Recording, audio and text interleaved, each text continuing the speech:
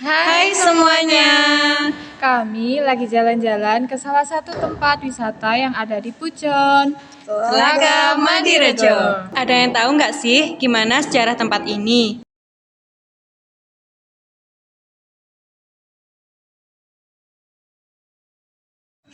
Pasti adalah yang tahu sekilas tentang tempat ini. Nih, bagi yang belum tahu, tidak apa, karena kami bakal menceritakan sejarah singkat tentang Telaga Madiredo ini.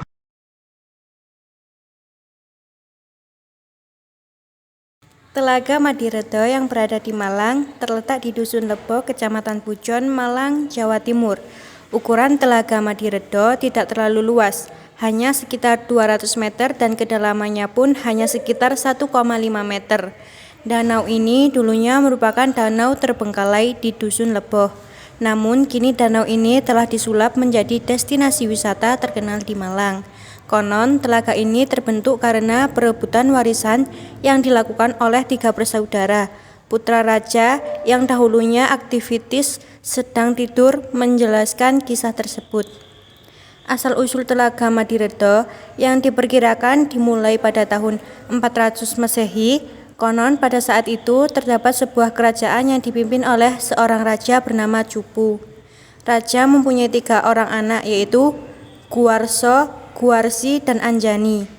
Konon, suatu hari terjadi sesuatu di antara mereka. Terjadi perselisihan merebutkan pusaka ayahnya, yaitu Cupu Mani Astagina. Perjuangan ini pun membuat ketiga saudara tersebut saling bermusuhan dan bersaing untuk mendapatkan pusaka Raja Sakti. Memang saat itu diketahui ada pusaka Cupu Manik Astagina yang kesaktiannya luar biasa karena mampu mengabulkan segala permintaan pemiliknya. Seiring berjalannya waktu, ayah mereka mengetahui perselisihan tersebut. Karena tidak menyukainya, sang ayah memutuskan untuk membuang pusaka tersebut agar pertikaian ketiga bersaudara itu dapat terselesaikan. Pusaka tersebut dibuang ke sebuah sumber mata air yang konon disebut dengan sumber Sumolo.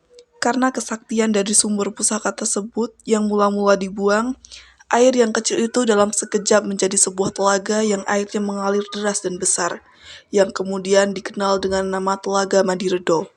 Bukannya menyerah begitu saja, tanpa sepengetahuan bapaknya, legenda menyebutkan Warsi dan Guwarso segera menyelam dan mencari pusaka sakti hingga ke dasar telaga.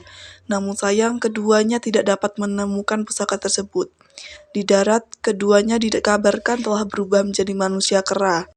Karena merasa tak terima, Guwarsi dan Guwarso menakut-nakuti adiknya Anjani dengan menyiramkan air ke tangan Anjani.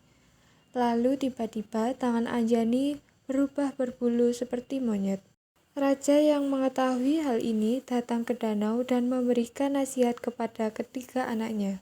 Karena sudah terlanjur kesal, Raja meminta Guwarsi dan Guwarso pergi ke hutan untuk menyesali perbuatannya dan bermeditasi di sebuah gua di tengah hutan. Sedangkan untuk Anjani, karena dia tak bersalah, sang raja meminta Anjani untuk tidak kemana-mana, alias bertapa di Telaga Madiredo. Hingga datanglah pemuda ajaib ingin membantunya dan kemudian menikahinya. Hingga saat ini, air di Telaga Madiredo diyakini warga masih memiliki aura mistis. Bahkan masyarakat dari berbagai daerah kerap datang ke danau tersebut untuk melakukan kegiatan spiritual. Menurut warga, aura gaib yang ada di telaga tersebut berasal dari arwah ketiga bersaudara. Hingga saat ini, khususnya Dewi Anjani. Mbak, siapa ini? Mbak Eka Lestari, Mbak. Boleh tanya-tanya nggak, Mbak? Boleh. Mbak tahu nggak sih sejarahnya tempat ini? Kurang tahu ya, tapi dengar-dengar ini tuh dulu tempatnya angker, terus sama warga setempat dan pemerintah setempat itu akhirnya dijadikan tempat wisata. Kalau di sini suasananya menurut Mbak gimana? Untuk harga 10.000 kurang worth it, dia panas. Terus cuma gini-gini doang. Mending ke ke Sidoarjo. Telaga Madirejo dimanfaatkan sebagai tempat wisata yang memiliki fasilitas pendukung seperti